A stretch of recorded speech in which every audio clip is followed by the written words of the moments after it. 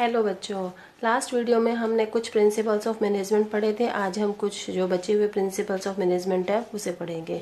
तो सिक्स हमने जो है लास्ट वीडियो में मैनेजमेंट के 6 प्रिंसिपल्स हमने पढ़ लिए थे। आज हम 7th प्रिंसिपल से पढ़ेंगे। 7th प्रिंसिपल है स्टेबिलिटी ऑफ पर्सोनल और एम्प्लॉयज़ कि इस प्रिंसिपल के अकॉर्डिंग क्या कहा जाता है कि ऑर्गेनाइजेशन में जो काम करने वाले एम्प्लॉयज़ हैं उसमें स्टेबिलिटी बनी रहनी चाहिए। ये नहीं कि वो थोड़े थोड़े टाइम बाद जो है छोड़कर जाते रहे ऑर्गेनाइजेशन को अपनी मर्जी से, या ऑर्गेनाइजेशन जो है उनको हटाती रहे। यानी कि एम्प्लॉयज़ में स्टेबिलिटी बनी रहनी चाहिए। तो अकॉर्डिंग टू दिस प्रिंसिपल क्या कहा जाता है कि there should be stability of employees, कि एम्प्लॉयज़ में स्टेबिलिटी होनी चाहिए so that the work continues efficiently, ताकि जो काम चल रहा है उस ऑर्गेनाइजेशन में वो एफिशिएंटली यानी कि ठीक ढंग से चलता रहे, उस वर्क में काम में किसी तरह की कोई रुकावट ना हो। तो फ्योल ने क्या कहा अकॉर्डिंग टू फ्योल कि अगर एम्प्लॉयज़ में इंस्टेबिलिटी होती है तो वो क्या माना जाता है, is a cause of poor management and results. अगर एम्प्लॉयज़ इंस्टेबिलिटी रहती है एम्प्लॉयज़ की, तो वो जो ऑर्गेनाइजेशन है उसकी पुअर मैनेजमेंट का एक कोज माना जाता है कि उस ऑर्गेनाइजेशन की जो मैनेजमेंट है वो पुअर है। High rate of labour turnover is a result of increased expenses of selecting them and giving them training them, कि अगर लेबर टर्नओवर की हाई रेट रहती है तो उसका रिजल्ट क्या होता है कि जो एम्प्लॉयज़ को सिलेक्शन करने के हैं वो एक्सपेंसेस जो है वो बढ़ जाते हैं, और बार बार उनको ट्रेनिंग देना है वो भी एक्सपेंसेस हमारा बढ़ जाता है। अब ये कहें कि लेबर टर्नओवर क्या होती है। लेबर टर्नओवर क्या होती है कि net departure of employees over a definite period of time, कि एक टाइम पीरियड में, कि एक फिक्स्ड टाइम पीरियड में कि एम्प्लॉयज़ कितना नेट जो है मतलब कितना वो छोड़कर जा रहे हैं। डिपार्चर मीन्स उस जगह को छोड़कर जा रहे हैं। किसी ऑर्गेनाइजेशन में कितने एम्प्लॉयज़ जो है नेट जो है उस ऑर्गेनाइजेशन को छोड़कर जा रहे हैं उसको बोलते हैं लेबर टर्नओवर। हाई रेट या लो रेट, अगर लेबर टर्नओवर की यानी कि एम्प्लॉयज़ जो है उस ऑर्गेनाइजेशन को जो छोड़कर जा रहे हैं वो रेट ज़्यादा है, मींस अगर एम्प्लॉयज़ ज़्यादा उस ऑर्गेनाइजेशन को छोड़कर जा रहे हैं तो क्या होगा, हमें जो छोड़कर चले गए उनकी जगह हमें दूसरे एम्प्लॉयज़ रखने पड़ेंगे, यानी कि दोबारा से हमें सिलेक्शन प्रोसेस करनी पड़ेगी। तो सिलेक्शन का जो एक्सपेंसेस है हमारा बढ़ जाएगा, क्योंकि सिलेक्शन में बहुत सारे टेस्ट होते हैं, इंटरव्यू होते हैं, तो हमारा खर्चा बढ़ जाएगा, और साथ के साथ हमारा जो ट्रेनिंग देने का एक्सपेंसेस है वो भी बढ़ जाएगा। तो इससे क्या होगा कि it also lowers the prestige of organisation. अगर बार बार छोड़कर जा रहे हैं यानी कि स्टेबिलिटी नहीं है पर्सोनल की, तो इससे क्या ऑर्गेनाइजेशन की जो प्रेस्टीज है यानी कि इमेज है वो भी लोअर हो जाती है, कम हो जाती है। साथ के साथ creates a feeling of insecurity among the employees, और इससे एम्प्लॉयज़ के अंदर भी इनसिक्योरिटी जो है हो जाती है, मतलब उनको ये रहता है कि पता नहीं उनको कब हटा दिया जाए। Which keeps them busy in finding the new jobs, अगर एम्प्लॉयज़ को ये डर बैठ जाता है कि पता नहीं उनको कब जॉब से हटा देंगे, तो वो जो है हमेशा नई जॉब को ढूंढने में ही बिजी रहते हैं। इस तरह से क्या होता है, sense of dedication can not be created among the employees. इस तरह से एम्प्लॉयज़ में काम करने के लिए जो डेडिकेशन है वो क्रिएट नहीं हो पाती। तो कहने का मतलब क्या है, एम्प्लॉयज़ की स्टेबिलिटी होनी चाहिए ऑर्गेनाइजेशन में। मतलब ये भी नहीं कि वो खुद छोड़कर जा रहे हैं, और ऐसा भी नहीं कि ऑर्गेनाइजेशन उनको हटाती रहे। तो एम्प्लॉयज़ की क्या होनी चाहिए, स्टेबिलिटी होनी चाहिए। नेक्स्ट है 8 पॉइंट ऑर्डर। ऑर्डर का मतलब क्या है, इस प्रिंसिपल के अकॉर्डिंग क्या कहा जाता है कि एक राइट पर्सन जो है एक राइट जॉब पर होना चाहिए। Means A right person should be placed at A right job, यानी कि एक सही पर्सन को उसके क्वालिफिकेशन के अकॉर्डिंग जो है उसको राइट जॉब पर यानी कि राइट पोस्ट पर उसको लगाना चाहिए, प्लेस करना चाहिए। And A right thing should be placed at the right place, और कोई भी चीज़ जो है वो एक सही जगह पर रखनी चाहिए।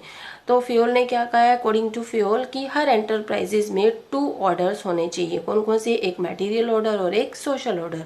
मटेरियल ऑर्डर होना चाहिए फॉर फिजिकल रिसोर्सेज, जो फिजिकल रिसोर्सेज है उसके लिए होता है मटेरियल ऑर्डर, और जो ह्यूमन रिसोर्सेज होता है उसके लिए होता है सोशल ऑर्डर।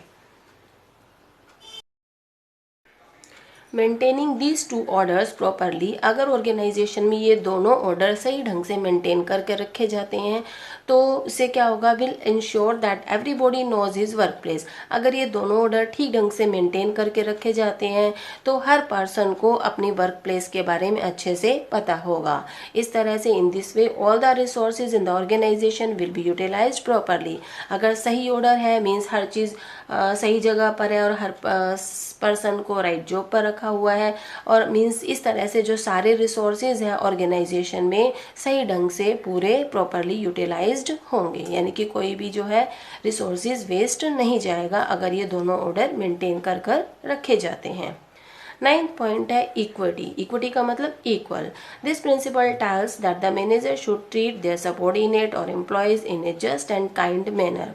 इस प्रिंसिपल के अकॉर्डिंग क्या कहा जाता है कि मैनेजर को चाहिए कि वो अपने सबऑर्डिनेट के साथ जस्ट एंड काइंड मैनर करे। जस्ट मीन्स फेयर, यानी कि फेयर और काइंड जो है बिहेव करना चाहिए, so that they develop a feeling of dedication and attachment for their work, ताकि उनके अंदर काम करने के लिए जो है वो डेडिकेशन की फीलिंग हो और अपने काम मतलब इस तरह से अगर जस्ट एंड काइंड मैनर होगा जिससे कि वो अपने काम के लिए उनके अंदर डेडिकेशन हो कि काम को अच्छे ढंग से पूरे डेडिकेटेड वे से करे और काम के लिए उनके अंदर अटैचमेंट हो।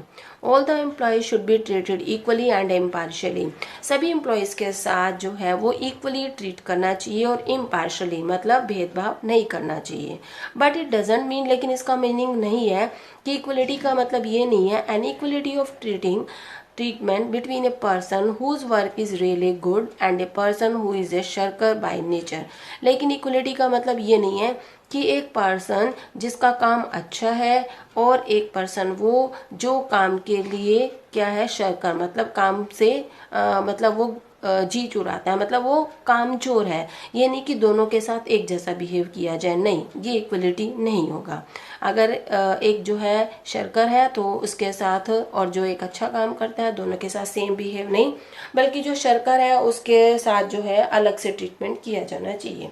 It is because of this point of view, इस पॉइंट ऑफ व्यू के कारण ही फ्योल ने जो है डिफरेंशियल रेमुनरेशन मेथड जो है प्रेजेंट किया है, सॉरी फ्योल ने नहीं, टेलर ने जो है डिफरेंशियल रेमुनरेशन मेथड प्रेजेंट किया है, जो टेलर वाले चैप्टर में आपने पढ़ाई होगा कि जो है रेमुनरेशन के डिफरेंशियल मेथड होते हैं। एक होता है कि हमने काम के अकॉर्डिंग जो है रेमुनरेशन दिया है कि जितना किसी ने काम किया उसके अकॉर्डिंग रेमुनरेशन दिया, और एक होता है टाइम बेस्ड कि जितना टाइम काम किया है उसके अकॉर्डिंग रेमुनरेशन दिया है। तो ये क्या हो गया डिफरेंशियल रेमुनरेशन, ये अपने आप में क्या हो गया इक्विटी हो गया। ओके, नेक्स्ट इज है इनिशिएटिव।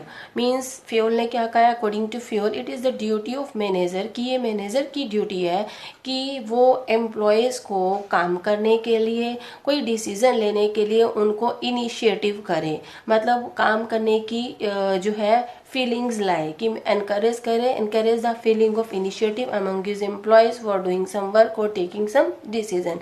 कि मैनेजर को चाहिए कि एम्प्लॉयज़ में काम को करने की फीलिंग्स उनके अंदर लाए, कोई डिसीजन लेने की भी फीलिंग उनके अंदर क्रिएट करे, but with in the limits of authority and discipline. लेकिन जो है अथॉरिटी और डिसिप्लिन की लिमिट के अंदर ही, ये नहीं कि वो जो मर्जी डिसीजन ले सके, अथॉरिटी जितनी दी हुई है उसी के अकॉर्डिंग वो डिसीजन ले।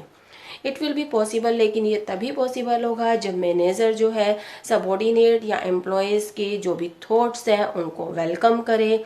इस तरह से जो है सबॉर्डिनेट, जब मैनेजर सबॉर्डिनेट के थॉट्स को वेलकम करता है तो सबॉर्डिनेट जो है वो न्यू और यूज़फुल आइडियाज़ जो है प्रेजेंट करते हैं टाइम एंड अगेन, मतलब बार बार जो है न्यू आइडियाज़, और जो उनके माइंड में न्यू और यूज़फुल आइडियाज़ आते हैं सबॉर्डिनेट के तो वो मैनेजर को बताते हैं।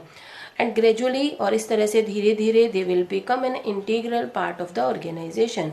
इस तरह से धीरे धीरे वो ऑर्गेनाइजेशन का एक इंटीग्रल पार्ट बन जाते हैं। तो मैनेजर को चाहिए कि सबॉर्डिनेट्स को इनिशिएटिव करे कि जो भी उनके माइंड में थॉट्स आते हैं, आइडियाज़ आते हैं, वो उनको प्रेजेंट करें। और जो अच्छे थॉट्स होते हैं, जो आइडियाज़ होते हैं, वो उनको जो है मैनेजर को मानने भी चाहिए, ताकि उनको लगे कि हाँ उनकी भी ऑर्गेनाइजेशन में इम्पोर्टेंस है। आई होप आपको जो ये प्रिंसिपल्स जो मैंने बताए हैं आज 4-5 जितने भी, वो आपको अच्छे से समझ में आ गए होंगे। ठीक है, बाकी जो रह गया वो हम नेक्स्ट वीडियो में पढ़ेंगे।